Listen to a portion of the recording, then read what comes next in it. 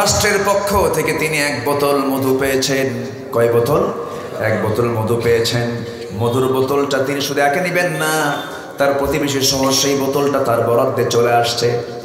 অর্ধ দুনিয়ার শাসক 40টা রাষ্ট্রের রাষ্ট্রপ্রধান ওমর ফারুক রাদিয়াল্লাহু তাআলা আনহু মধুর বোতল নিয়ে বউয়ের সামনে দাঁড়িয়ে গেলেন। বউকে বলছেন, বউ আমার মধুর বোতল নিয়ে আসছি, এটাকে তুমি একটু ভাগ করে আমার প্রতিবেশীর মাঝে সমান ভাগে ভাগ করে দাও, আমরাও সমান ভাগে ভাগ করে নেব। কোনো অংশেই কিন্তু বেশি নেওয়া যাবে না। রাষ্ট্রের পক্ষ থেকে মধুগুলো দেওয়া হয়েছে, স্ত্রী হাতে দিয়ে দিয়েছেন। এরপরে পরক্ষণে তার কি যেন চিন্তা হলো, তিনি বলছেন, স্ত্রী তুমি মধুটা ভাগ করতে পারবে না, তোমাকে দিয়ে ভাগ করবো না আমি, বোতলটা দিয়ে দাও। বলেন তো স্ত্রীর কি মন ভালো হবে না খারাপ হবে? এই বলেন বলেন, ভালো হবে না খারাপ হবে? মনটা খারাপ হয়ে গেল। সাইয়েদনা ওমর ফারুক করলেন কি, মধুর বোতল নিয়ে প্রতিবেশীর বাড়িতে ঢুকলেন, গিয়ে বললেন, শোনো এই মধুটাকে আমরা যে কজন প্রতিবেশী আছি সমান ভাগে ভাগ করবা, আমাকে একটা অংশ দিয়ে আসবে। একটা অংশ যখন তার হাতে দেওয়া হলো, সেই মধুগুলো নিয়ে বউয়ের হাতে দিয়ে বলছেন, আমার স্ত্রী এই যে আমাদের অংশের মধু তুমি নাও। তিনি গ্রহণ করলেন, কিন্তু মনটা তার খারাপ, চোখটা তার লাল হয়ে গেছে। হয় না? বউ রাগ করে না? আস্তে আস্তে কর। আরে বউ রাগ করে না? রাগ করে না? রাগ না করলে সংসার করবেন কেমনে? রাগ তো হবেই। বউয়ের কথা শোনেন না আপনারা? হ্যাঁ, আস্তে আস্তে কয়। আর আমিও তো শুনি, মেয়র সবও শোনে, চেয়ারম্যান সবও শোনে। শোনেন না? শোনেন না? বাচ্চারা বিয়ে করছে কয় শোনে। তোমরা কার কথা শোনো? আচ্ছা শুনবা, এখন না, এখন কিন্তু শোনা যাবে না, বিয়ের পরে। আচ্ছা, কষ্ট পাচ্ছেন নাকি আপনারা? এক রাজা প্রজার মাঝে ঘোষণা করেছে, যে প্রজা বইয়ের কথা শুনবে তাকে একটা করে ডিম দেওয়া হবে, আর যে প্রজারা বইয়ের কথা শুনবে না তার জন্য আমার দরবার থেকে একটা করে ঘোড়া দেওয়া হবে। তো দেশে বইয়ের কথা শোনার মানুষই বেশি। এক সলিমুদ্দি আসছে, সে বলছে, রাজা মশাই আমি জীবনে আমার বইয়ের কথা কোনোদিন শুনি নাই। রাজা বলে দিল, যাও ওই আস্তা বলে যাও, তোমার জন্য একটা ঘোড়া বরাদ্দ হয়েছে, যাও ঘোড়া নিয়ে চলে যাও। সে একটা কালো ঘোড়া নিয়ে বাড়িতে চলে গেছে। কালো ঘোড়া দেখে বাড়ির বউ বলতেছে, তোমার কি কোনো রুচি নেই? ঘোড়া নিয়ে আসছো, কালো ঘোড়া মানুষ নেই, যাও লাল ঘোড়া নিয়ে আসো। ঘোড়া নিয়ে চলে গেছে আবার দরবারে। বলতে, রাজা মশাই ঘোড়া তো নিচ্ছি, কিন্তু কালো ঘোড়া তো পছন্দ না, একটু ঘোড়াটা চেঞ্জ করতে হবে, লাল ঘোড়া নিতে হবে। তোমার এই পরামর্শ দিল কে? বউ আমার শিখায় দিল। আমার আল্লাহ শুধু উপরে নন, এই প্রথম আকাশটার উপর আরেকটা আকাশ আছে, এর মাঝে মহাশূন্য আছে, এরপর আরেকটা মহাকাশ আছে, এর মাঝে মহাশূন্য আছে। আবার বর্ণনায় আসছে দ্বিতীয় আকাশটা প্রথম আকাশের তুলনায় এত বড়, প্রথম আকাশটা দ্বিতীয় আকাশের তুলনায় এত ছোট। মরু সাহারার ভিতরে যদি কেউ রাস্তায় চলতে নিয়ে যদি মরু সাহারার ভিতরে হাতের আঙ্গুল থেকে আংটি ফেলে দেয়, সাহারার তুলনায় আংটি যেমন ছোট, দ্বিতীয় আকাশের তুলনায় প্রথম আসমান তেমনই ছোট। এরপরে তৃতীয় আকাশ, চতুর্থ আকাশ, পঞ্চম আকাশ, ষষ্ঠ আকাশ, এরপরে সিদরাতুল মুনতাহা, এরপরে সপ্তম আকাশ, এরপর আরশে আজিম। ওয়াসিআ কুরসিয়ুহুস সামাওয়াতি ওয়াল আরদ ওয়ালা ইয়াউদুহু হিফযুহুমা ওয়া হুয়াল আলিয়্যুল আযীম। জোরে বলুন আল্লাহু আকবার। আমার আল্লাহ তাআলা কোথায় আছেন? আর রহমানু আলাল আরশি ইস্তাওয়া। আমার আল্লাহ তাআলা আরশ আজিমের সমাসীন আছেন, কিন্তু তার ইলম সব জায়গায় আছে না নাই? সব তিনি দেখেন কিনা, শোনেন কিনা, বোঝেন কিনা, দেখেন কিনা, সব তিনি দেখেন। আমার বন্ধুগণ, সেই আল্লাহ তাআলা শুধু উপরে নন, সবার উপরে। সেই জন্যই সূরার নামকরণ করা হয়েছে। সবাই বলুন, সাব্বিহিসমা রাব্বিকাল আ'লাল্লাযী খালাকা ফাসাওয়া। আল্লাহ তাআলা বলছেন, সেই রবের পবিত্রতা ঘোষণা করো যিনি সবার উপরে। তোমাকে রাশিয়া বাঁচাবে না, তোমাকে আমেরিকা বাঁচাবে না, তোমাকে ভারত বাঁচাবে না, পৃথিবীর কোনো শক্তি তোমাকে বাঁচাবে না। তোমাকে রক্ষা করবেন সবার উপরের মালিক যিনি, সে আল্লাহ তাআলা। সূর্য কার, চন্দ্র কার, আকাশ কার, জমিন কার, আমার প্রাণ কার হাতে? আল্লাহর হাতে। সে আল্লাহর জিকির বান্দার মুখ থেকে খুব কমই বের হয়। ইন্নাল ইনসানা লাকাফুর, মানুষ অতিবয় অকৃতজ্ঞ।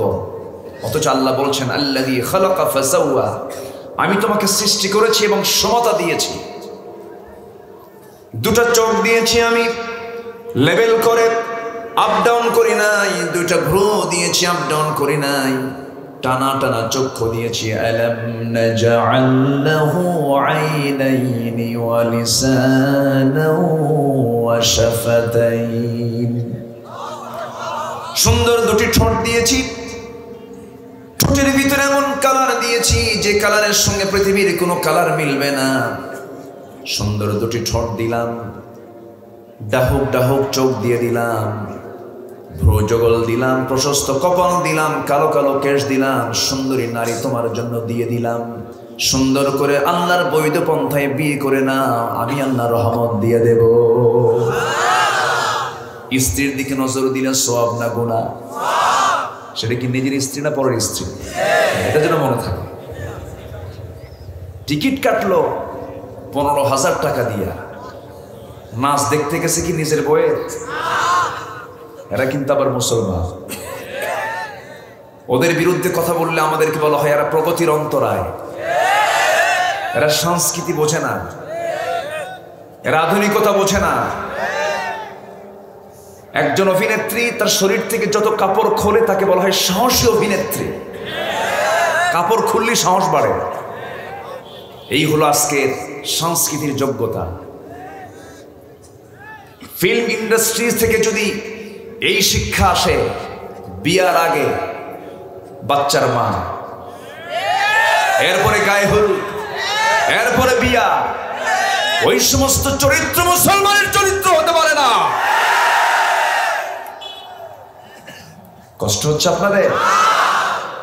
ইসলাম মানতে হবে। 1 আনা 16 আনা, 1 আনা 16 আনা। আজকে মুসলমান ক্রিকেট নিয়ে পাগল। ফুটবল কোথায় আর্জেন্টিনা, এইদিকে মারামারি করে শেষ। যে আর্জেন্টিনায় আজান নিষিদ্ধ আর এইদিকে মারামারি করে, বাপ বেটা মারামারি লাগে বাড়ির মধ্যে। একজন ব্রাজিল আর একজন আর্জেন্টিনা। ওই সমস্ত পতাকা ছেড়ে কালিমার পতাকা ধরো। রাজি আছেন কারা কারা? হাত উঁচু করে দেখেন মুসলমান।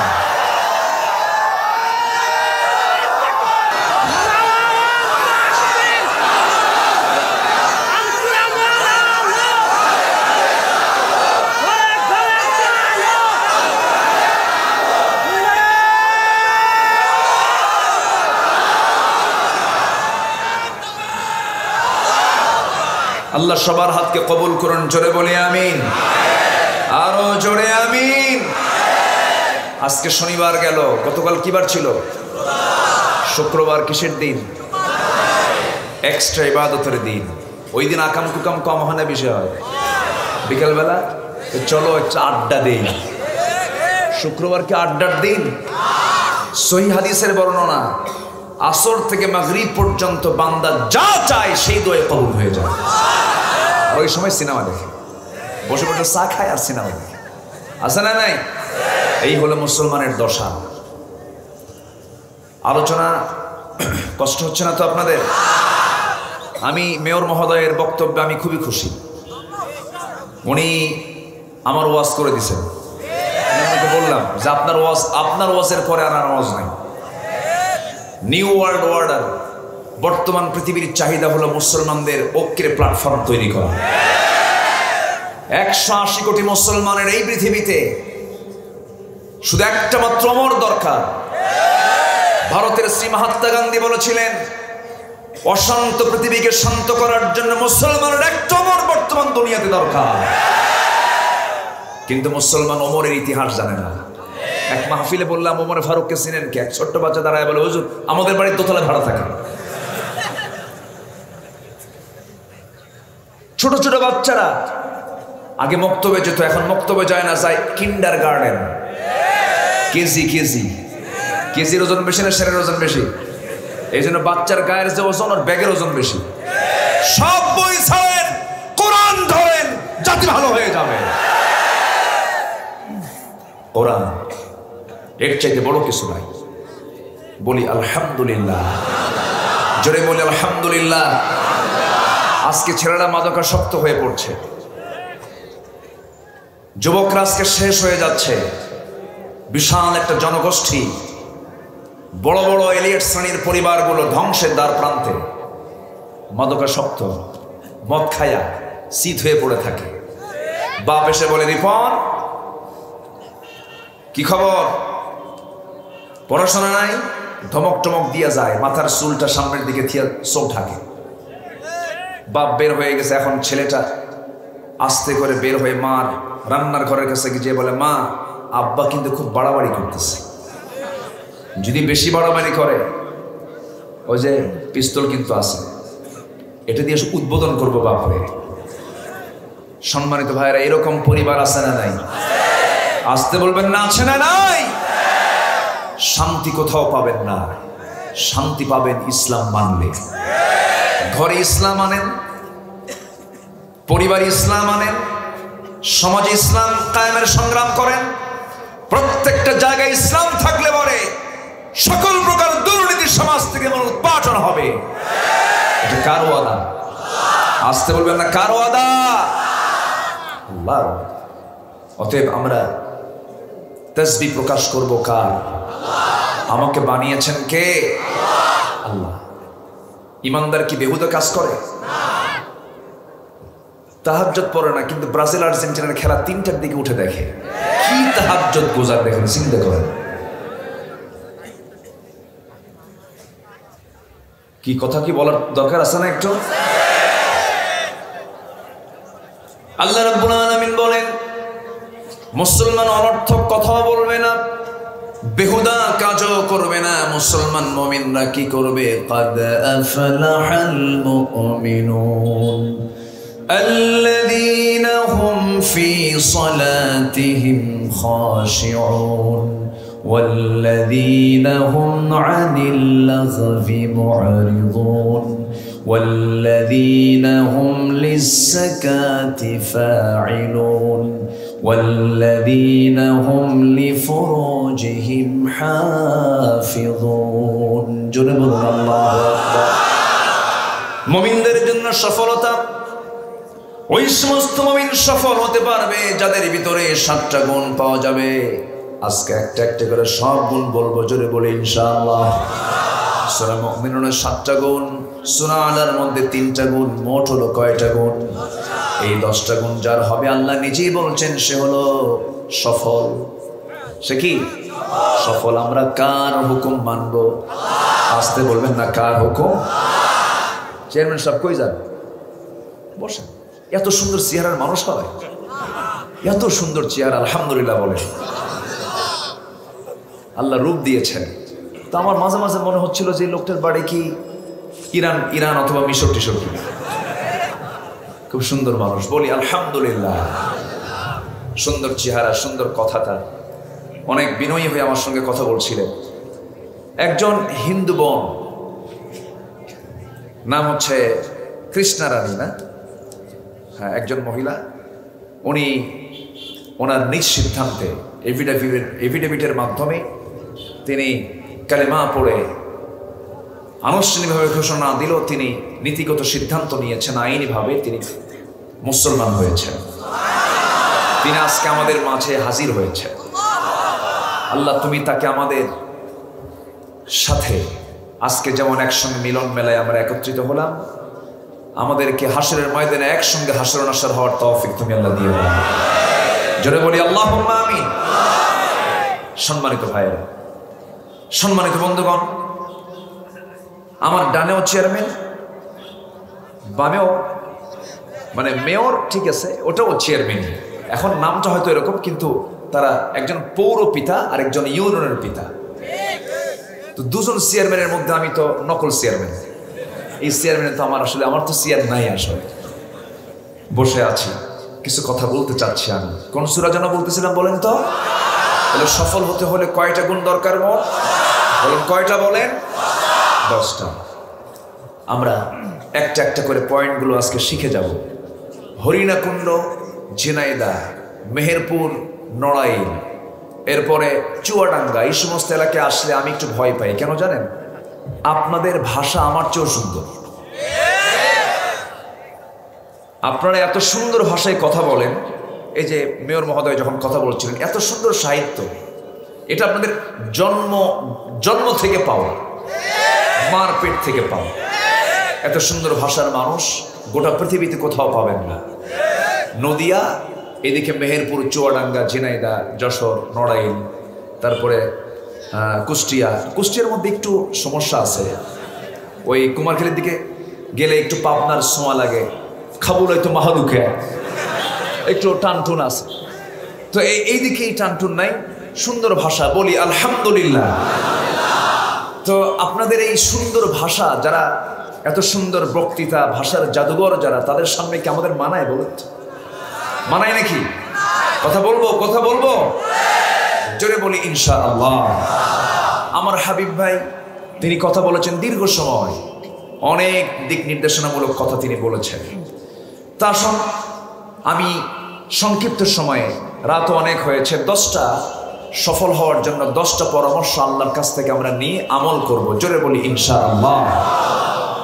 আল্লাহ রাব্বুল আলামিন সূরা আলার ভিতরে বলছেন, قد أفلح من تزكى وذكر اسم ربه فصلى بل تؤثرون الحياة الدنيا والآخرة خير وأبقى إن هذا لفي الصحف الأولى صحف إبراهيم وموسى। জোরে বলুন আল্লাহু আকবার। যে 3টা পরামর্শ আলার মধ্যে আসছে, এই 3টা পরামর্শের কথা শুধু সূরা আলার মধ্যে নয়, আল্লাহ তাআলা ইব্রাহিম এবং মুসার সহিফার মধ্যে আল্লাহ তাআলা এই কথাগুলো বলে দিয়েছেন। আগের কিতাবেও ছিল কি ছিল না? বলেন ছিল। এই 3টা কাজ কি? 1 নম্বর কাজ হলো নিজের নফসকে ঠিক রাখা। নফসের রোগ আছে না নাই? বলেন, আসতে বলবেন না, আছে না নাই? এই নফসের ট্রিটমেন্টেরও দরকার আছে না নাই? জ্বর হলো, প্যারাসিটামল খেলাম। মাথা ব্যথা হলো, ডিসপ্রিন খেয়ে নিলাম। অসুস্থ হলাম, ডাক্তারের কাছে চলে গেলাম, প্রেসক্রিপশন দিয়ে দিলেন, পরামর্শ দিন আপনি ওষুধটা খাবেন। ওষুধ খেলাম, দৈহিক রোগটা সেরে গেল, শারীরিক রোগটা সেরে গেল, কিন্তু নফসের যে রোগ, এই নফসের রোগের ট্রিটমেন্ট পৃথিবীর কেউ করতে পারবে না। নফসের ট্রিটমেন্ট করার জন্য সবচেয়ে বড় মাধ্যম হলো কোরআন। কোরআন দিয়ে নফসের ট্রিটমেন্টটা করতে হবে, কারণ কোরআনের আরেকটা নাম হলো শিফা। وَنُنَزِّلُ مِنَ الْقُرْآنِ مَا هُوَ شِفَاءٌ وَرَحْمَةٌ।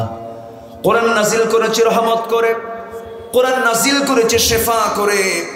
আজ থেকে 20 বছর আগে আমার দেশে এত হসপিটাল ছিল না, ডায়াগনস্টিক সেন্টার ছিল না, এত টেস্টের কোনো প্রয়োজন ছিল না, রোগীও কম, হসপিটালও কম। এখন রোগীও বেশি, হসপিটালও বেশি। কেন?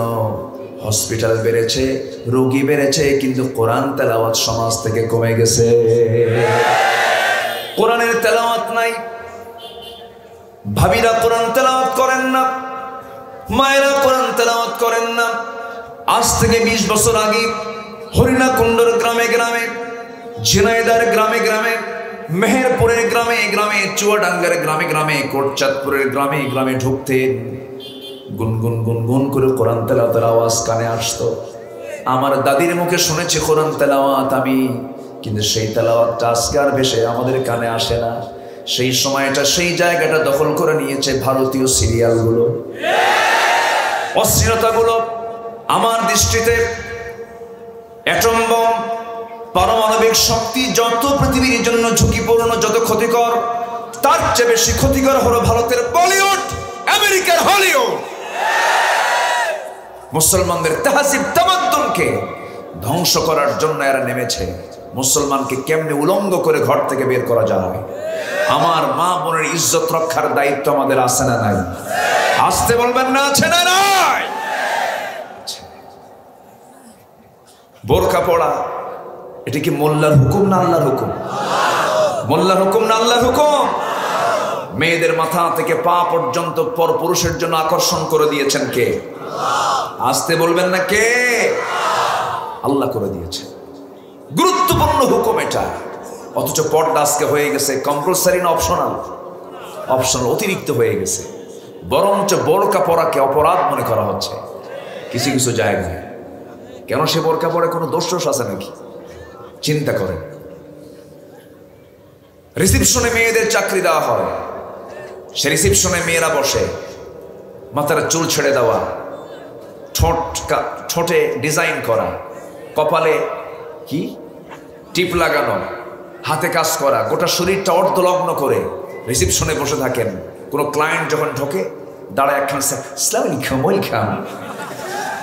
আপনাকে এই পিয়নের দায়িত্ব দিয়ে আপনাকে পাঠানো হয় নাই। মেয়েরা কোনো চাকরানি হবে না, মেয়েরা হবে রাজরানী। আল্লাহু আকবার বলেন। মেয়েদের সম্মান ইজ্জত কে দিয়েছেন? আল্লাহ দিয়েছেন। মেয়েরা কোথাও একা বের হবে না। মেয়েদের সঙ্গে থাকবে একজন চাকর, একজন হেল্পার থাকবে, স্বামী থাকবে, ভাই থাকবে, ছেলে থাকবে, বাবা থাকবে, আপন চাচা থাকবে, মামা থাকবে। হজের সফরও মেয়েরা একা যেতে পারবে না। সেই মেয়েরা আজকে কি করে জানেন? আমি আমার মতো চলবো, সমান অধিকার। স্বামী যদি বলে তুমি মার্কেটে যাইও না, তুমি কিছু বোঝো, কসু বোঝো, বুড়া আঙ্গুল দেখায়া উনি চললেন একা মার্কেটের পথে। একাকি অর্ধলগ্ন দেহ নিয়ে দোকানদারের সামনে গিয়ে ঠ্যাঙের উপরে ঠ্যাং তুলে দিয়ে দোকানদারকে লক্ষ্য করে বলে, ভাইয়া একটা শাড়ি দেখানো যাবে কি? মানে কি মাখরাজ সিফাত দেখে। এরকম সুন্দর করে কথা যদি স্বামীর সঙ্গে বলতো, স্বামীটা কখনো খারাপ হতো না। আছে না নাই? স্বামীর সামনে সেনা শাড়ি, ঘামের গন্ধ, সেন্ট ইউজ করে না, সেনা শাড়ি পরে মার্কেটে যাওয়ার সময় সুন্দর শাড়ি সেন্টমেন্ট লাগায়া দোকানদারের সামনে গিয়ে দোকানদারের সঙ্গে একদম মিষ্টি মুখে কথা। যখন শুনছে একটা শাড়ি কি দেখানো যাবে, দোকানদারও কম না, শাড়ি একখান নিজের গায়ে লটকায় দিয়ে বলে, আপা এই শাড়ি কিন্তু আপনাকে দারুণ মানাবে। ওটা আরেক বদমাইশ। আছে না নাই? এগুলো সব নফসের রোগ। কিসের রোগ বলেন? নফসের ট্রিটমেন্ট করার দরকার আছে না নাই? নফসের ট্রিটমেন্ট করতে হবে। নফস চায় খারাপ কাজ করি, নফস চায় জিনার দিকে চলে যায়, নফস চায় পরনারীর দিকে তাকিয়ে থাকি, নফস চায় খারাপ কিছু কামনা করি। কিন্তু আল্লাহ তাআলা বলেছেন, সফল যদি হতে চাও, এক নাম্বার সফল হতে হলে নফসকে তোমার পরিশুদ্ধ করতে হবে, তাজকিয়াতুন নফস তোমার মধ্যে আনতে হবে। এই লোকগুলো ওঠে কেন? এই যে দু একজন, হ্যাঁ, দোয়া করে দেব নাকি? আপনার ওঠা যেন আমার দোয়ার কারণ না হয়। কেউ উঠবেন না, সবাই বসবেন। যদি খুব জরুরত হয় আস্তে করে নখটা উঁচু করবেন, আমি টের পাবো। দয়া করে আবার কেউ তিনটা নখ তুলবেন না। অনেকদিন আগে মাহফিলে আছে তো কিছু বিদঘটে মানুষও আছে, হুজুর বিড়ি খাবো। কেন? হুজুর মাথায় কিছু ঢোকে না, টান একখান মানলি ব্রেন ফ্রেশ। এরকম কিছু লোক আছে না নাই? বিড়ি খাওয়ার লোক আমার দেশে কম না বেশি? চেয়ারম্যান সাহেবরা ভালো বলতে পারবেন।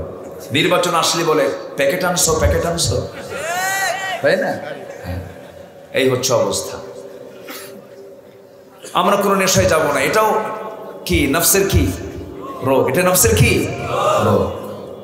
নফস খারাপ কিছু খেতে চায়, নফস খারাপ কিছু দেখতে চায়, নফস খারাপ কিছু কামনা করে। নফস চাই গাড়ি চাই, বাড়ি চাই, নারী চাই, মদ চাই, জেনা চাই, ব্যভিচার চাই। এটা নফসের কাজ। কিন্তু নফসকে ট্রিটমেন্ট করতে হবে। আল্লাহ রাব্বুল আলামিন বলছেন, বান্দারে قد أفلح من زكاها وقد خاب من دساها ওই সমস্ত বান্দা সফল যে তার নফসকে ট্রিটমেন্ট করতে পেরেছে। গোটা দুনিয়ার সেরা সুন্দরী জুলাইখার রূপ ইউসুফকে পাগল বানাতে পারে নাই। ইউসুফকে পাগল বানিয়েছেন কার ভালোবাসা? আসতে বলবেন না, কার ভালোবাসা? ওই যে নারীকে সুন্দর করে বানানো হলো, ওই নারীর প্রশংসা আগে না আল্লাহর প্রশংসা আগে? আল্লাহ বলছেন, বান্দারে আমি তোমার জন্য 6টা জিনিসকে আকর্ষণীয় করেছি, কিন্তু তোমাকে আমি পরামর্শ দিচ্ছি, আবার শোনো। যুইয়িনা লিন-নাসি হুব্বুশ শাহাওয়াতি মিনান নিসাই ওয়াল বানিন ওয়াল কানাতিরিল মুকানতারাতি মিনাল যাহাবি ওয়াল ফিদ্দা ওয়াল খাইলিল মুসাওওয়ামাতি ওয়াল আন'আমি ওয়াল হারথ ذلك متاع الحياة الدنيا والله عنده حسن المآب جربون الله أكبر 6টা জিনিসকে মানুষের জন্য আকর্ষণীয় করা হয়েছে। এর মধ্যে 1 নম্বর হলো নারী, আর নারীর জন্য হলো পুরুষ। এগুলো আকর্ষণ করে দিয়েছেন কে? নারীর প্রতি টান আছে না নাই? আস্তে আস্তে কয়, টান আছে না নাই? টান না থাকলে জান্নাতের হুরের টান আসবে কেমনে? নারীর প্রতি টান না আসলে পরে জান্নাতের হুরের তো আপনার কেমন আসবে না, কারণ জান্নাতের হুরটা রেখেছেন কে? সবাইকে জান্নাতের হুর নিতে রাজি আছেন? আস্তে আস্তে কয়, নিবেন না? হুর নিবেন না আপনারা? দেখেন বুড়া চাচাও কয় হ্যাঁ নেবো। যে বুড়ি যেন জানে না। আল্লাহ তাআলা মেয়েদেরকে তাদের হৃদয়টা বানিয়েছেন, এই ক্ষেত্রে একটু কৃপণতা দিয়েছেন। হুরের গল্প দিনের বেলা বইয়ের সঙ্গে করবেন, রাত্রেবেলা করবেন না। রাত্রেবেলা যদি বিছানায় শুয়ে যদি হুরের গল্প করেন, রাগের ঠেলায় বলবে তুমি হুর নিয়ে ওই দিকে হয়ে শুয়ে থাকো, আমার দিকে আসো না। আল্লাহ তাআলা মেয়েদেরকে এই ক্ষেত্রে একটু কৃপণ বানিয়েছেন। জান্নাতে হুর আছে না নাই? হুরের বর্ণনা কোরআনে আছে না নাই? এই লোভনীয় অফার দিয়েছেন কেন? ও দুনিয়ার যুবকেরা, তোমরা যে দুনিয়ার নারীর জন্য পাগল হচ্ছ, তারা চাইতে কত সুন্দর হুর তোমাদের জন্য রেখে দিয়েছি। ওয়াহুরুন আইন কামসালিল লুলুইল মাকনুন লাম ইয়াতমিসহুন্না ইনসুন ক্বাবলাহুম ওয়ালা জান ফাবিআইয়ি আলা'i রাব্বিকুমা তুকাযযিবান। এমন সুন্দর হুর তোমাদেরকে দেওয়া হবে যে হুরের মুখের থুতু জমিনে পড়লে পরে গোটা জমিন সুগন্ধে ভরপুর হয়ে যেত। তাদের চামড়াগুলো এত স্বচ্ছ কাচের মতো হয়ে যাবে যে নিচের ভেন হাড় পর্যন্ত বাইরে থেকে দেখা যাবে, যাকে ইতিপূর্বে কোনো জিন কোনো ইনসান স্পর্শ করে নাই। এমন সুন্দর নারী তোমার জন্য জান্নাতে বরাদ্দ আছে। তুমি দুনিয়ার নারীর জন্য পাগল হচ্ছ কেন? ইত্তাকুল্লাহ ওয়াত্তাকুন নিসা ফাইন্না আউওয়ালা ফিতনাত বনি ইসরাঈল কানাত ফিন নিসা। বনি ইসরাঈলদের সবচেয়ে বড় ফিতনা ছিল নারী। আজকে ইহুদি খ্রিস্টানদের সবচেয়ে বড় ষড়যন্ত্র হলো মুসলমানদের ঈমানকে নষ্ট করার জন্য তাদের পরিবারের মেয়েদেরকে উলঙ্গ করে ঘর থেকে বেপরদার পরিবেশ দিয়ে বের করে দাও। আমার ভাইজান তিনি তার বক্তব্যে কিছু কথা তুলে ধরেছেন, এই জন্য আমি আলোচনাগুলো করতে পারতেছি। খুব ভালো, বলি আলহামদুলিল্লাহ। মেয়ের সবের চেহারা মাশাআল্লাহ অনেক সুন্দর, কিন্তু দাড়িটা রাখলে আরো ভালো হয়, তাই না? কি মনে করেন আপনারা? যে উনি আজকের থেকে আর দাড়িতে হাত দেবেন না ইনশাআল্লাহ। আমরা যদি দাড়ি রাখতে পারি, উনি দাড়ি রাখবেন ইনশাআল্লাহ। যে অনেক সুন্দর, ওনার দাড়ি আছে মাশাআল্লাহ, তবে একটু ভিটামিন কম, একটু ভিটামিন সমৃদ্ধ হলে ভালো হয়। আল্লাহ কবুল করুন, জোরে বলি আমিন। মেয়র মহোদয় কষ্ট পেলেন না তো আবার? আচ্ছা, তবে আপনাদের দাড়ি রাখার দরকার নেই তো? দরকার আছে না নাই? দাড়ি কাটা ছাটা হারাম। দাড়ি কাটা ছাটা কি? দাড়ি রাখা ওয়াজিব। দাড়ি রাখা কি? ওয়াজিব। সুন্নত নামাজ পড়লেন, 2 রাকাত নামাজ শেষ, সওয়াব শেষ। আর দাড়ি রাখবেন, 24 ঘন্টা সওয়াব পাবেন। এটা ভালো কাজ। দাড়ি রেখে সব কাজ করা যায় না। মুখে দাড়ি, মাথায় টুপি, কোন পরনের দিকে চায় থাকতে পারবেন? ও তো বলবে এটা আবার কোন হুজুর রে? কি কথা কি বোঝেন? এই জন্য প্রয়োজন আছে। নিজের স্ত্রী ইমানের পাহারাদার, বউটা হচ্ছে ইমানের পাহারাদার। আপনি বউর সাথে নিয়ে কোথাও গেলে আপনি কি পরনারীর দিকে চায় থাকতে পারবেন? সম্ভব? যদি রাস্তায় চলতেছেন, ইজি বাইকে উঠছেন, ইজি বাইকে আপনি এক সিটে, আপনার বউ তার পাশে বসেছেন, হয়তো সামনে একজন নারী উঠছে, হঠাৎ করে আপনার নজরটা চলে গেছে, 29 সেকেন্ড দেখছেন আপনি, কথা বলছেন, দেখলেন। এই দৃশ্য যদি আপনার বউয়ের চোখে ধরা পড়ে, ওই সময় হয়তো কিছু বলবে না, কিন্তু সন্ধ্যার সময় বাড়িতে ফেরার পরে যখন বলবেন, সুইটি এক গ্লাস পানি দাও, তো তোমার সুইটি ছায়া থাকবে আরেকদিকে, কথা বোঝেন না? এই জন্য সব জায়গায় ইমানের পরিবেশ দরকার, আছে না নাই? আছে। নফস তো খালি দৌড় মারে, নফস কি দৌড় মারে। সবার আগে নফসের ট্রিটমেন্টটা করতে হবে আমাদের। নফসকে সুন্দর করে কোরআনের নূর দিয়ে আলোকিত করতে হবে। নফসকে ট্রিটমেন্ট করতে হবে আমাদের। নফসের ট্রিটমেন্ট করার জন্য আমাদের কিছু গুণ রাখা দরকার। এর মধ্যে 1 নম্বর গুণ হলো, সূরা মুমিনুন বলছেন, আল্লাহ রাব্বুল আলামিন বলেন, قد أفلح المؤمنون الذين هم في صلاتهم خاشعون।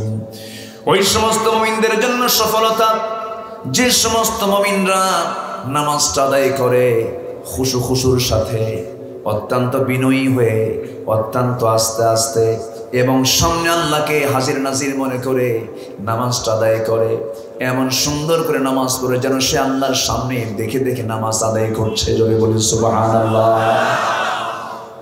যার নামাজ যত সুন্দর হবে, তার ইমান তত সুন্দর হয়ে যাবে, ইমান তত মজবুত হয়ে যাবে। আমরা আমাদের নামাজটাকে সুন্দর করব, জোরে বলি ইনশাআল্লাহ। নামাজ হবে কয় ওয়াক্ত? আসতে বলবেন না, কয় ওয়াক্ত? 5 ওয়াক্ত নামাজ আমরা পড়ব। 1 ওয়াক্ত নামাজ ছেড়ে দেওয়া যাবে না। 1 ওয়াক্ত নামাজ যে ছেড়ে দেবে সে কুফরি করে ফেলবে। যে ব্যক্তি 1 ওয়াক্ত নামাজ বাদ দেবে ইচ্ছা করে, ফাকাদ কাফার, মান তারাকা সালাতা মুতাআম্মিদান ফাকাদ কাফার, আও কামা ক্বালা আলাইহিস সালাতু ওয়াস সালাম। যার জীবনে ইচ্ছা করে, যে জীবনে নামাজ কাজা করবে, ইচ্ছা করে ছেড়ে দেবে, সেজন্য কুফরি করলো, মারাত্মক অপরাধ সে করে ফেললো। নামাজের শাস্তি আছে না নাই বলেন? নামাজ না পড়লে শাস্তি পেতে হবে। আবার নামাজি 2 প্রকার। আরেক প্রকার নামাজি নামাজ ঠিকই পড়ে, কিন্তু তাদের নামাজ আল্লাহর দরবারে কবুল হবে না। এমন নামাজ আমাদের সমাজে আছে না নাই? প্রথম কাতারে নামাজ পড়ে, মুয়াজ্জিনের পাশেই দাঁড়ায়, চেহারাও জিবরাইলের মতো, এত সুন্দর চেহারা, কপালটাও কালো বানায় ফেলেছে, সুন্দর ড্রেস পরে নামাজ পড়ে যায়, নামাজটা ফেলানোই থাকে তার জন্য। নামাজ ঠিকই 5 ওয়াক্ত পড়ে, কিন্তু নামাজ ঠিকই পড়ছেন, কিন্তু ওইদিকে তিনি সুদের মহাজন। আসতে বলবেন না, আছে না নাই? এলাকায় তো সুদ নাই। সুদ আছে? হ্যাঁ আছে সুদ। এখন কি উঠবেন না? যদি ওঠেন ভাববো ওঠেই সুদ খায়, বুঝতে পারি। জায়গায় হাত দিছি তো আমি। এখন সুদ খাওয়া কি? আসতে বলে, সুদ খাওয়া হারাম। সুদের মহাজন কে ছিল বলেন? এই কি সুন্দর করে বলছে, সুন্দর জবাব। আমার আলোচনা উনি শোনেন। সুদের মহাজন ছিল হলো আবু জেহেল। ও ব্যবসা করতো না, বসে বসে খায়। এরকম কিছু লোক আছে না নাই? যে টাকাকে অলস করে রাখবে সেটাই সুদ। সুদে কোনো শ্রম নাই। সুদে কোনো, যে অর্থে কোনো শ্রম থাকবে না সেটা কখনো জায়েজ হতে পারে না। এটা হচ্ছে পুঁজিবাদী অর্থনীতির থিওরি। এটা পুঁজিবাদী সভ্যতা, সমাজতান্ত্রিক সভ্যতা কোনোদিন মানুষকে শান্তি দিতে পারে না। শান্তি দিতে পারে যাকাত ভিত্তিক অর্থনীতি। শরীর পরিষ্কার রাখার জন্য হাজার হাজার টাকার সাবান, ফেস ওয়াশ আমরা ব্যবহার করতে পারি, কিন্তু সম্পদ পরিষ্কার পবিত্র করার জন্য আমরা যাকাত দিতে পারি না। যাকাত দিলে সম্পদ কি হয়? পবিত্র হয়। কি হয়? পবিত্র হয়, বেড়ে যায়। যাকাত মানে বেড়ে যাওয়া, বৃদ্ধি পাওয়া। বড়ই গাছের ডাল কাটলে ফলন কমে না বাড়ে? কিন্তু কেটে ফেলছেন, ভাবতেছেন যে মনে কমে গেল না। আপনি যাকাত যত দিবেন আপনার সম্পদ তত বরকতময় হয়ে বেড়ে যাবে, অথচ সেই যাকাতকে আজকে জরিমানা মনে করা হয়। অনেকে প্রশ্ন করে, হুজুর আমরা যে ট্যাক্স দেই, ট্যাক্স দিলে কি যাকাত দিতে হবে? দেখছেন কি চালাক। তখন আমি বলি, আপনি ট্যাক্স দেন কার ভয়ে? গভর্নমেন্টের ভয়ে, আপনাকে ধরে ফেলবে। ট্যাক্স দিচ্ছেন গভর্নমেন্টের ভয়ে, যাকাত দিতে হবে জাহান্নাম থেকে বাঁচার ভয়ে। যাকাত দেওয়া কিন্তু কোনো করুণা না, যাকাত দিতে হবে ফরজ মনে করে। কি মনে করে? হিসাব করে দিতে হবে। এটা কার হুকুম? আসতে বলবেন না, কার হুকুম? কদ আফলাহা মান তাযাক্কা। তাযাক্কার ভিতরে যে মাদ্দা আছে যা কাফ ইয়া, যাকাতের মধ্যে সেই শব্দই দিয়ে যাকাত শব্দটা গঠিত হয়েছে। পরিশুদ্ধ করতে হবে, পিউরিফাই করতে হবে। সম্পদ, আমার আমল, সবকিছুকেই পরিশুদ্ধতা আনতে হবে। তখন আল্লাহ তাআলা বলেছেন তুমি সফল হতে পারবে। জোরে বলি সুবহানাল্লাহ। নিয়তের বিশুদ্ধতার দরকার আছে না নাই? মাহফিলে হয়তো অতিথির নাম একজনের বাদ পড়ছে, আরেকজন অতিথির নাম দিছে, আমার নাম বাদ পড়লো, মাহফিল কেমন হয় দেখায় দেব। ওর নিয়ত ঠিক আছে? আসতে কোন কেন? ওর নিয়ত কি ঠিক আছে? নাম থাকার না থাকাকে কেন্দ্র করে যারা মাহফিল নামক কোরআনের এই সাজানো বাগান যারা বন্ধ করে দেয়, তারা হচ্ছে সবচেয়ে বড় জামানার মুনাফিক। ঠিক না? আছে না নাই? ওর কাছে নামটাই বড় হয়ে গেছে, ওর আওয়াজ দরকার নেই, ওর কাছে নামটাই বড়। আল্লাহ তুমি সবাইকে বোঝার তৌফিক দাও। এখানে কিসের ট্রিটমেন্ট করা দরকার? কিসের ট্রিটমেন্ট করা দরকার?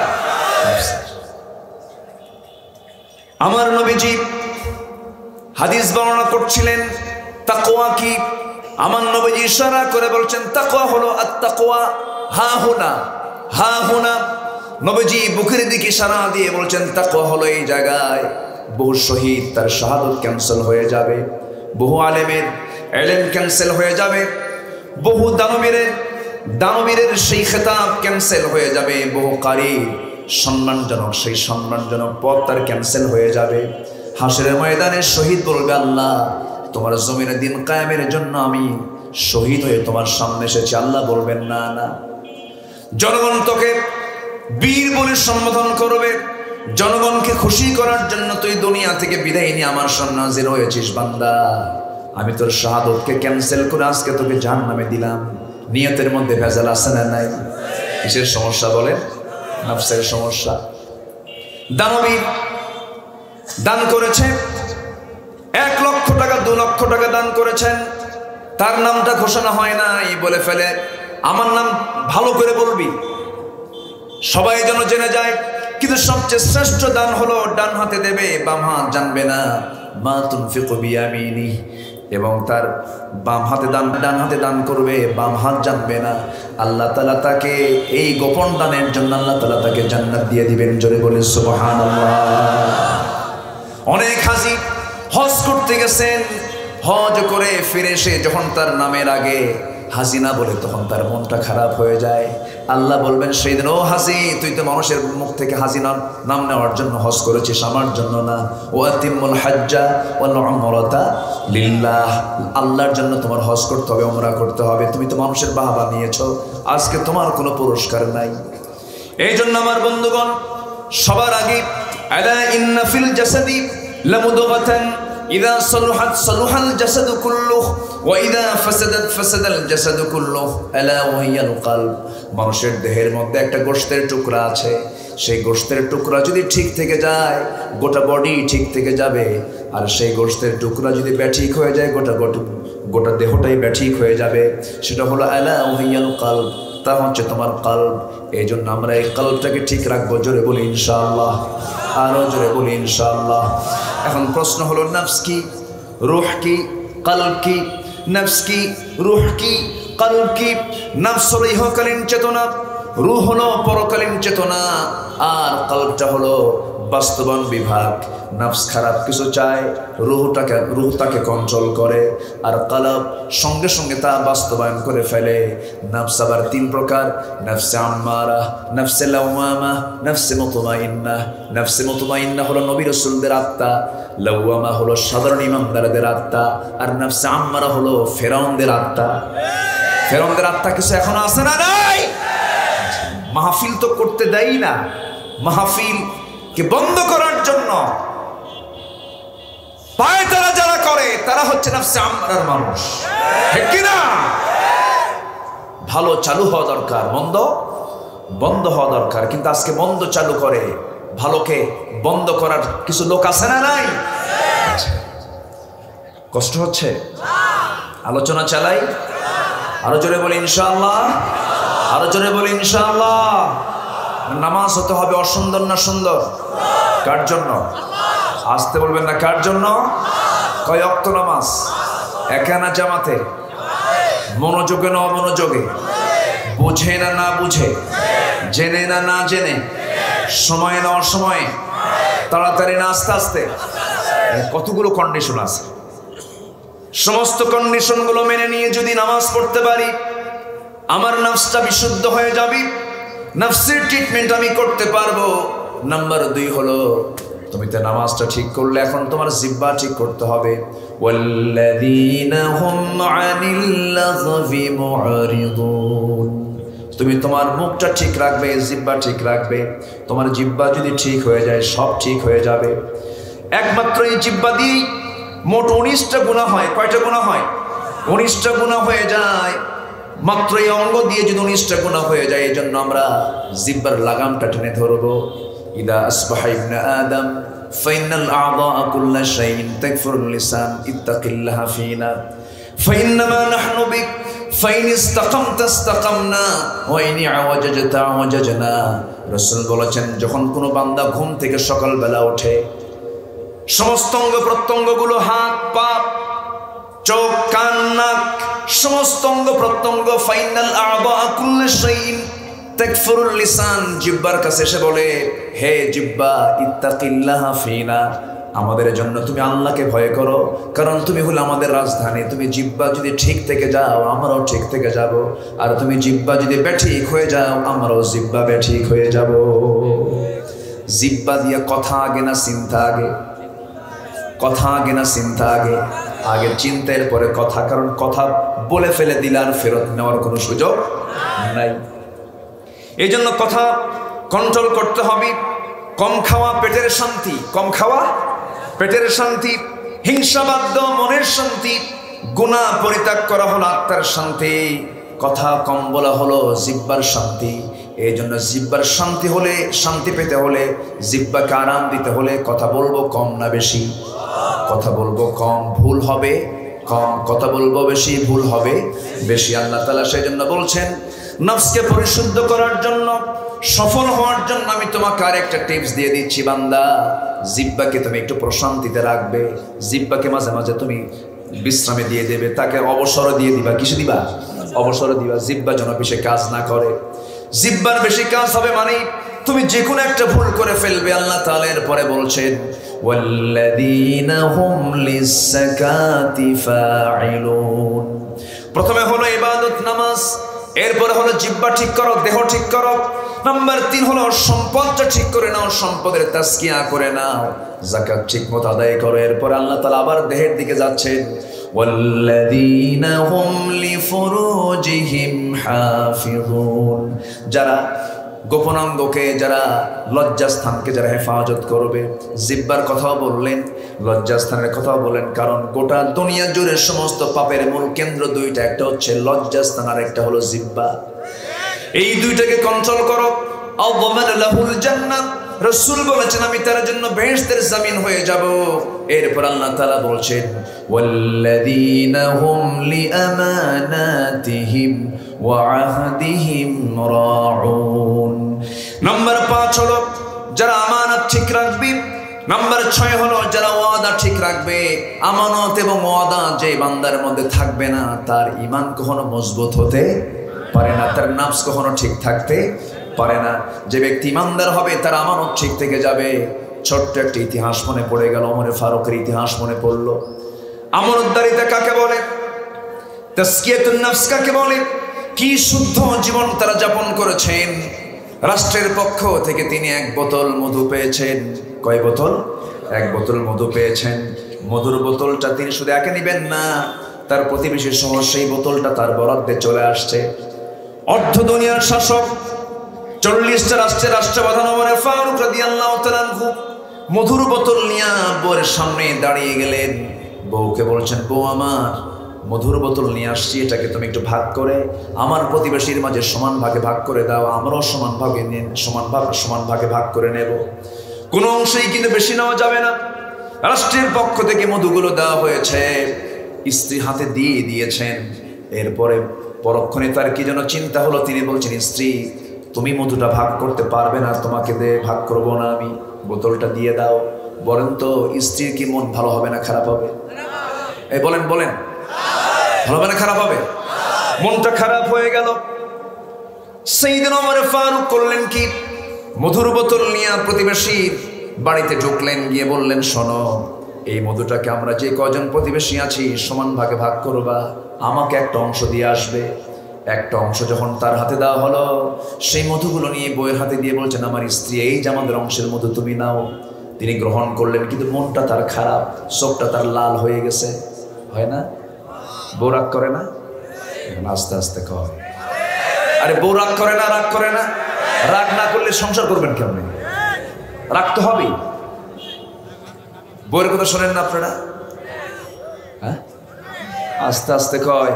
আর আমিও তো শুনি, মেয়র সবও শোনে, চেয়ারম্যান সবও শোনে। শোনেন না?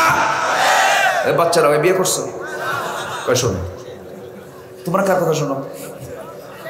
আচ্ছা, শুনবা, এখন না, এখন কিন্তু শোনা যাবে না, বিয়ের পরে। আচ্ছা, কষ্ট পাচ্ছেন নাকি আপনারা? এক রাজা প্রজার মাঝে ঘোষণা করেছে, যে প্রজা বউয়ের কথা শুনবে তাকে একটা করে ডিম দেওয়া হবে, আর যে প্রজারা বউয়ের কথা শুনবে না তার জন্য আমার দরবার থেকে একটা করে ঘোড়া দেওয়া হবে। তো দেশে বউয়ের কথা শোনার মানুষই বেশি। এক সলিমুদ্দি আসছে, সে বলছে, রাজা মশাই, আমি জীবনে আমার বউয়ের কথা কোনোদিন শুনি নাই। রাজা বলে দিল, যাও ওই আস্তা বলে যাও, তোমার জন্য একটা ঘোড়া বরাদ্দ হয়েছে, যাও ঘোড়া নিয়ে চলে যাও। সে একটা কালো ঘোড়া নিয়ে বাড়িতে চলে গেছে। কালো ঘোড়া দেখে বাড়ির বউ বলতেছে, তোমার কি কোনো রুচি নেই? ঘোড়া নিয়ে আসছো, কালো ঘোড়া মানুষ নেই, যাও লাল ঘোড়া নিয়ে আসো। ঘোড়া নিয়ে চলে গেছে আবার দরবারে, বলতে, রাজা মশাই, ঘোড়া তো নিশ্চয়ই, কিন্তু কালো ঘোড়া তো পছন্দ না, একটু ঘোড়াটা চেঞ্জ করতে হবে, লাল ঘোড়া নিতে হবে। তোমার এই পরামর্শ দিল কে? বউ আমার শিখায় দিল। রাজা বলতেছে, ঘোড়া থুইয়া ডিম নিয়ে যা।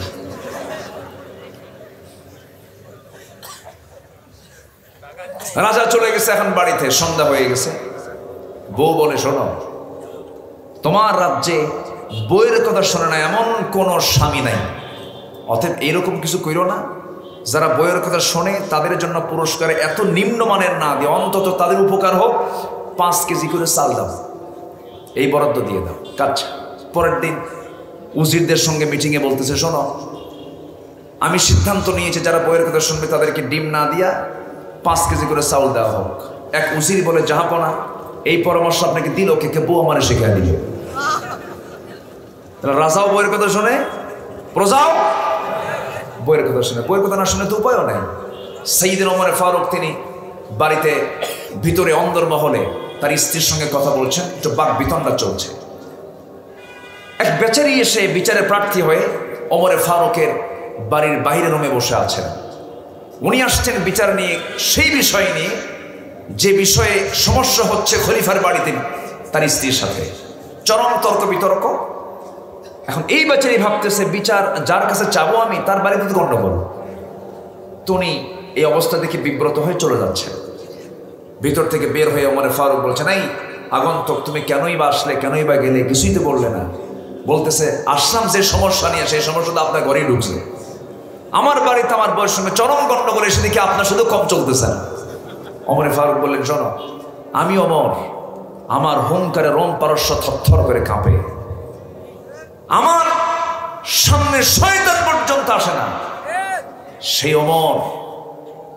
সেই ওমরের সামনে তার বউ এত কিছু বললো, ওমর কিছু কইছে না, তুমিও কিছু কইও না, যাও।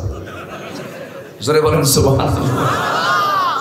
বউ তো বই, যত বড় হুজুর হন না কেন বইয়ের কাছে হুজুরগিরি খাটানো কঠিন। একদম এক কথাই বলবে, তুমি কত বড় হুজুর আমার জানা আছে, বাদ দাও, বসো। কি কথা বলছেন নাই? বউ তো বউ, স্ত্রী তাকে খুব কাছে নিতে হয়। তবে স্ত্রীকে দেখার দায়িত্ব প্রত্যেক স্বামীর আছে না নাই? আসতে বলবেন না, আছে না নাই? স্বামী লিডার না বউ লিডার? বউ লিডার। দেখছেন এই ইমাম কি হবে বলেন? ইমাম কি হবে, বউ না স্বামী? নামাজ পড়াবে কে? নামাজের নেতৃত্ব যার, সমাজের নেতৃত্ব হতে হবে তার। বেনামাজি কোনো নেতৃত্ব আমরা বাংলার জমিনে আর দেখতে চাই না। রাজি আছেন কারা কারা? হাত উঁচু করে দেখেন মুসলমান।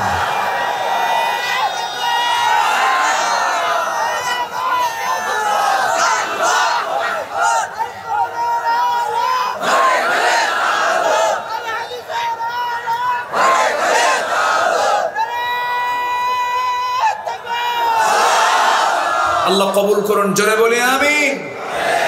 ওমর ফারুকের নেতৃত্বে ছিল বেনামাজি না নামাজি? তার কি নেতৃত্বে ছিল বেনামাজের না নামাজের? নামাজের নেতৃত্ব দিয়েছেন ওমর ফারুক রাদিয়াল্লাহু তাআলা। তো মধুটা নিয়ে বললেন, আমার স্ত্রী, আমি আল্লাহর কসম করে বলছি আমি তোমাকে সন্দেহ করিনি, কিন্তু আপনি আমাকে কেন মধু ভাগ করতে দিয়া আবার বোতলটা আমার কাছ থেকে টান দিয়ে নিয়ে নিলেন? আপনি প্রতিবেশীর কাছ থেকে মধুটা ভাগ করে নিলেন, এর কারণটা কি? ওমর ফারুক কাদা কাদা কণ্ঠে বলছেন, আমার স্ত্রী, আল্লাহর কসম করে বলি, আমরা হলাম জনগণের খাদেম। আমি যে বোতলখানা নিয়ে এসেছি এর মধ্যে যে মধুটা আছে, মধুটা হলো তরল। এই তরল মধু যখন তুমি ভাগ করতে যাবে, তোমার হাতের মধ্যে কিছু মধু লেগে যাবে, 2 ফোঁটা হোক 3 ফোঁটা হোক। এই লিকুইড তরল মধু যখন তোমার হাতে লেগে যাবে, এতটুকুন মধু আমাদের ভাগে বেশি আসুক আমি ওমর প্রয়োজন মনে করি নাই। কারণ ওই যে 3 ফোঁটা মধু 2 ফোঁটা মধু বেশি আসবে আমাদের মাঝে, কিয়ামতের দিন এই অতিরিক্ত নেওয়ার জন্য আল্লাহর সামনে আমার জবাব দিতে হবে। قد أفلح من تزكى وذكر اسم ربه فصلى بل تؤثرون الحياة الدنيا والآخرة خير وأبقى। আমার বন্ধুগণ, ওমর ফারুক রাদিয়াল্লাহু তাআলা আনহু নিজের বাড়ির জন্য কূপের ভিতর থেকে কূপ থেকে 1 কলসি পানি তুলে আনতেছেন মাথায় বহন করে।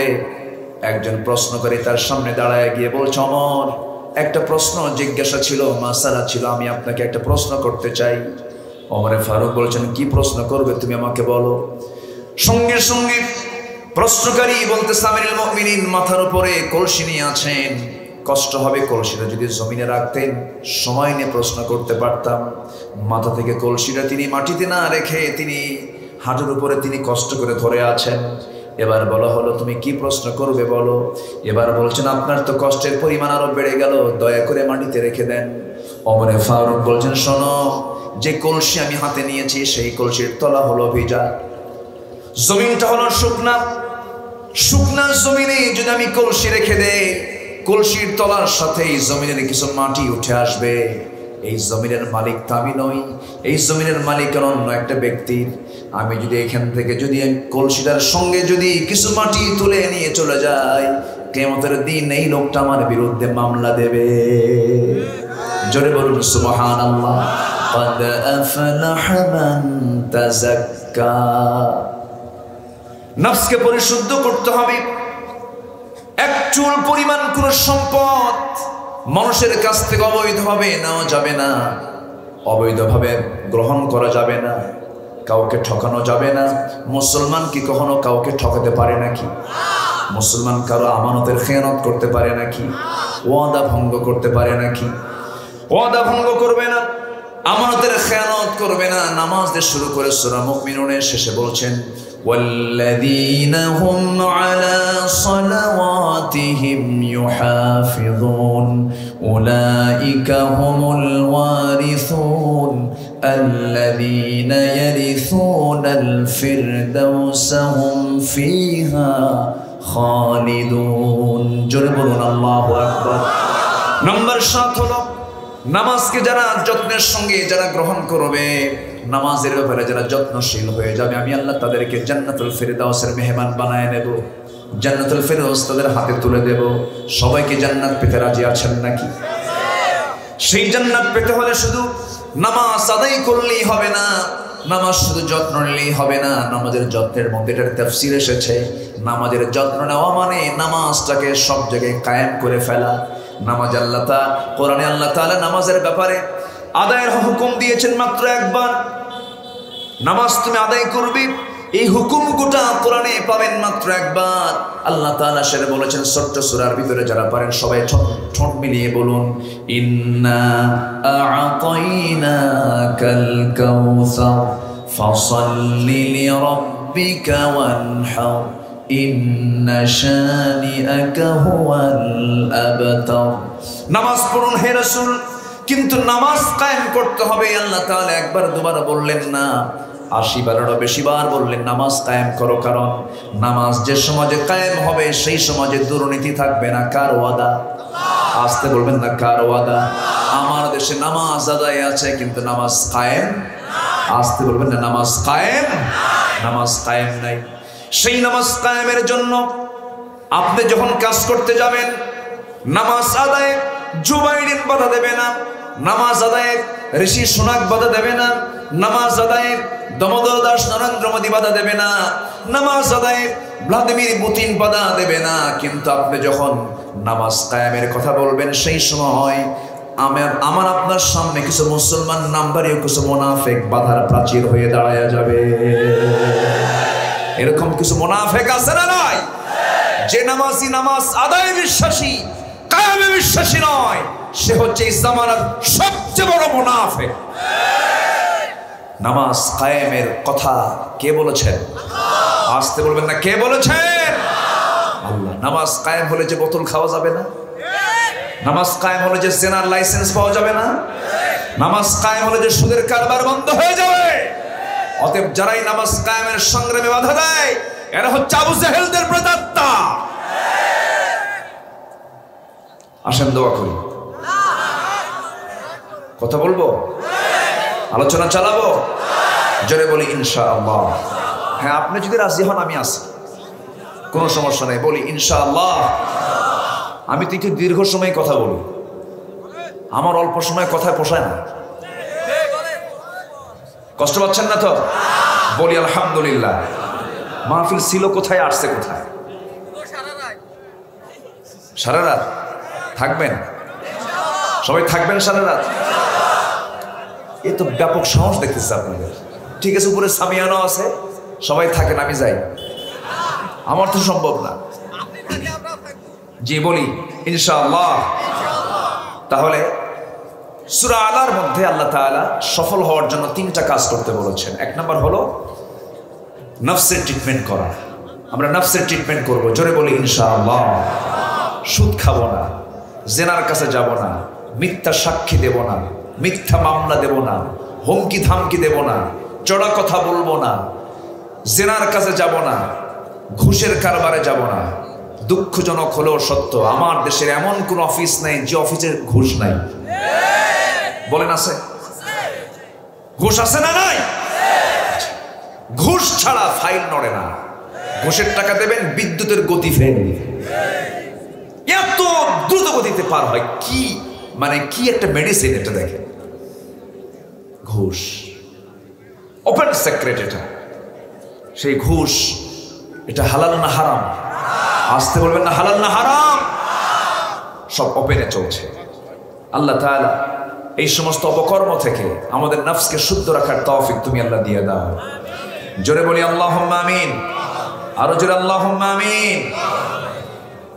জাহান্নামের মধ্যে কিছু স্পেশাল জায়গা আছে, যে স্পেশাল জায়গায় কিছু কিছু বদগুণের লোকদেরকে আল্লাহ তাআলা ঢুকাবেন। কিছু গর্ত আছে, গর্ত, কিছু কিছু গর্ত আছে। জাহান্নাম তো ভয়ঙ্কর, ওই গর্তগুলো এত ভয়ঙ্কর যে তাফসীর এসেছে জাহান্নাম ওই গর্তগুলোকে ভয় পায়। জাহান্নাম ভয় পায় যে গর্তকে, সেই গর্ত আরো কত ভয়ঙ্কর। গাইয়ুন নামে একটা গর্ত আছে, গাইয়ুন। ওই সমস্ত গাই নামক গর্তের ভিতরে কারা ঢুকবে? যারা ঘুষের কারবার করেছে, যারা সুদের কারবার করেছে, আল্লাহ তাআলা বলেছেন ফাখালাফা মিন বা'দিহিম খালফুন আদাউস সালাম ওয়াত্তাবাউশ শাহাওয়াতি ফাসাওফা ইয়ালকাউনা গায়্যা। যারা নামাজকে নষ্ট করবে, নফসের দাসত্ব করবে, ওয়াত্তাবাউশ শাহাওয়াত, নফসের যারা দাসত্ব করবে, শাহাওয়াতের যারা দাসত্ব করবে, আল্লাহ তাআলা বলেছেন ফাসাওফা ইয়ালকাউনা গায়্যা, আমি তাদেরকে শুধু জাহান্নামে ঢুকাবো না, গায় নামক জাহান্নামের গর্তের মধ্যে আমি ঢুকায় দেব। তাফসীরে কুরতুবীর মধ্যে এসেছে 7 শ্রেণীকে আল্লাহ তাআলা এই গর্তের মধ্যে ঢুকাবেন। এর মধ্যে একটা শ্রেণী হলো সুদখোর, আরেকটা শ্রেণী হলো জেনাকার। যারা জেনা করতে করতে পাকা হয়ে গেছে, পাকা জেনাকার কিছু আছে না নাই? বুড়া জেনাকার কিছু আছে না নাই? বউ থাকার পরও অকাম কুকাম করে, এরকম লোক তো চুয়াডাঙ্গা জেনায় খুঁজে পাওয়া যাবে না, আছে না নাই? বুড়া জেনাকার আর শাইখুজ জানি, আর শাইখুজ জানি, বুড়া জেনাকার যারা আল্লাহ তাআলা তাদেরকে গর্তের মধ্যে ঢুকাবেন। মদ্যপান করতে করতে পাকা হয়ে গেছে, তাদেরকে সেই গায় নামক গর্তের মধ্যে ঢুকাবেন। যে সন্তান পিতামাতার সঙ্গে খারাপ আচরণ করে, হুকুকুল ওয়ালিদাইন, তাদেরকে গর্তের মধ্যে ঢুকাবেন। যে বান্দা মিথ্যা সাক্ষী দেবে, তাদেরকে ওই গর্তের মধ্যে ঢুকাবেন। যে নারী অপর সন্তানকে স্বামীর সন্তান বলে চালায়া দিবে, মানে জেনা করবে, গোপন জেনা করবে, আল্লাহ তাআলা সেই গর্তের মধ্যে ঢুকায়া দিবেন। এই সমস্ত জাহান্নামের ভয়াবহ গর্ত থেকে বাঁচার জন্য এই সমস্ত হারাম কাজ বর্জন করার দরকার আমাদের আছে না নাই? আসতে বলবেন না, আছে না নাই? আছে। আমার বন্ধুগণ, এরপর আল্লাহ তাআলা বলছেন নফসের শুদ্ধতা নিয়ে আসো। নাম্বার 2 হলো وذكر اسم ربه فصلى بل تؤثرون الحياة الدنيا। জোরে বলুন আল্লাহু আকবার।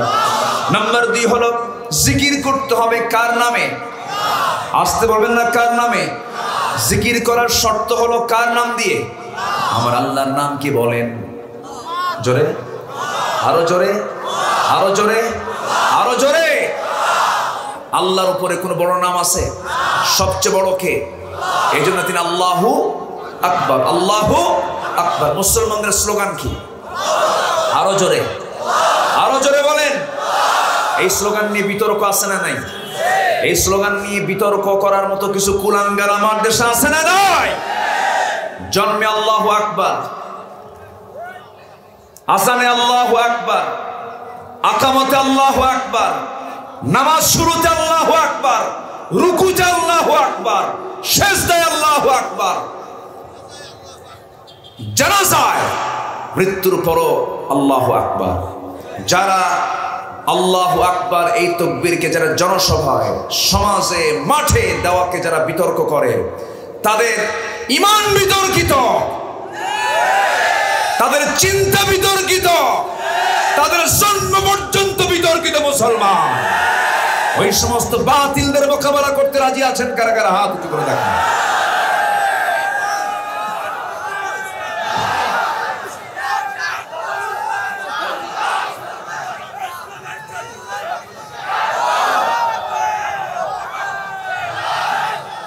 আল্লাহ তুমি সবার হাতকে কবুল করো, জোরে বলি আমিন। হাত নামা। জিকির হবে কার নামে? আসতে বলবেন না, কার নামে? এই স্লোগান হচ্ছে মুসলমানদের সবচেয়ে বড় অস্ত্র। এক অন্ধ সাহাবী, অন্ধ অন্ধ, আমাদের চোখ আছে না নাই? চোখ আছে, সেই অন্ধ সাহাবীর চোখ নাই। অন্ধ সাহাবী নবীর কাছে গিয়ে বলছেন, হুজুর বদরে যুদ্ধ করতে যায় সাহাবীরা, আমি যাব না, উহুদে যাব না। রাসূল তার জীবদ্দশায় তাকে অনুমতি দেনই নাই। প্রথম খলিফাও দেন নাই। দ্বিতীয় খলিফা ওমর ফারুকের সামনে একদিন তিনি দাঁড়িয়ে বললেন, আমি বুড়া হয়ে গেলাম, রাসূল আমাকে যুদ্ধে যেতে দেননি, দয়া করে আপনি আমাকে যুদ্ধে যাওয়ার পারমিশন দেন। কেন? আমার চোখের সামনে সব শহীদ হয়ে জান্নাতে চলে যাচ্ছে। সুবহানাল্লাহ বলবেন না? আমিও শহীদ হয়ে জান্নাতে যেতে চাই। ওমর ফারুক তার হৃদয়ের কান্না বুঝলেন, হৃদয়ের ভাষাটা বুঝে বলছেন, ভাই আব্দুল্লাহ ইবনে উম্মে মাকতুম, আমি আপনাকে অনুমতি দেব, তবে আপনার কাছ থেকে জানতে চাই যুদ্ধ করতে গেলে তো চোখ থাকা দরকার। আপনি যুদ্ধ করবেন, চোখ না থাকলে আপনি তরবারি চালাবেন কেমনে? সঙ্গে সঙ্গে তিনি বলছেন, যুদ্ধ তো সবাই করবে না, যুদ্ধ তো সবাই তরবারি নিয়ে দাঁড়ায় থাকবে না। একজন তো কালিমার পতাকা ধরবে, আল্লাহু আকবার, কালিমার ঝান্ডা ধরবে। আল্লাহু আকবার বলেন। সেই কালিমার ঝান্ডা ধরার দায়িত্ব যদি আমাকে দেওয়া হয়, আমি অন্ধ মানুষ, আমি তরবারি চালাতে না পারলে অন্তত মুসলমানদের নিশানা ঠিক করার জন্য সবার সামনে আমাকে দাঁড় করায় রাখবে। আমি আমি আমি একটা গাছের মতো সোজা হয়ে দাঁড়ায় থাকবো কালিমার পতাকা হাতে নিয়ে। কাফের মুশরিকরা আমাকে লক্ষ্য করে তীর মারবে, আমি শহীদ হয়ে আল্লাহর জান্নাতে চলে যাব। জোরে বলে সুবহানাল্লাহ। আমরা আল্লাহু আকবার নিয়ে থাকতে চাই, আমরা কালিমা তাইয়্যিবা নিয়ে থাকতে চাই। আলাম তারা কাইফা দারাবাল্লাহু মাসালান কালিমাতান তাইয়্যিবাতান কাশাজারাতিন তাইয়্যিবা। আমরা কালিমার পতাকা নিয়ে থাকবো, আল্লাহর নাম নিয়ে থাকবো, বুক পেতে দেব, পিঠ দেখাবো না আমরা। আল্লাহ কবুল করুন, আল্লাহ কবুল করুন, আল্লাহ কবুল করুন। অনেক রাত হয়েছে, অনেক দূর থেকে এসেছেন মাহফিলে। আজকে যতটুকুন হয়েছে আমরা শেষ করছি। আল্লাহ তাআলা 7টা হুকুম দিয়েছেন মুমিনুনে, আর এই জায়গায় 3টা গুণের কথা বলেছেন। একটা হচ্ছে নফসের শুদ্ধতা, আমরা আনবো, জোরে বলি ইনশাআল্লাহ। নাম্বার 2 হলো জিকির করব কার নামে? আল্লাহর নাম ছাড়া কোনো জিকির নাই। আচ্ছা, ফসল্লা, এবং নামাজ পড়বো আমরা কয় ওয়াক্ত? 5 ওয়াক্ত নামাজ আমরা জীবনে ছাড়বো না। কারা কারা একটু হাত তুলে দেখান, জোরে বলি ইয়া আল্লাহ আমাদেরকে 5 ওয়াক্ত সালাত আদায় করার তৌফিক তুমি আল্লাহ দিয়ে দাও। জোরে বলি আমিন, আরো জোরে আমিন, আরো জোরে আমিন। হাত নামান।